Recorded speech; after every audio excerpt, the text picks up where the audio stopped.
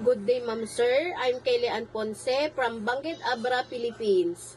34 years of age, married, mother of 2 kids. My religion is Roman Catholic. My educational background is Finnish graduate. I finished the 2 years course midwifery.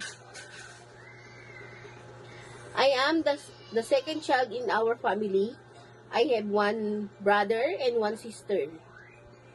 My father's name is Paterno Ponce. He is a government employee.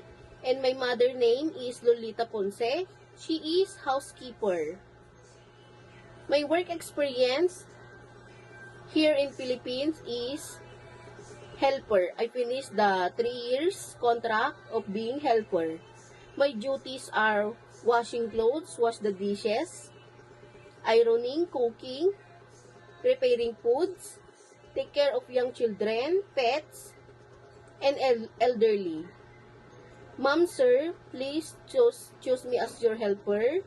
I am more hardworking, more patient, trustworthy, kind, and a happy person. I am fat, but I am flexible when it comes in work.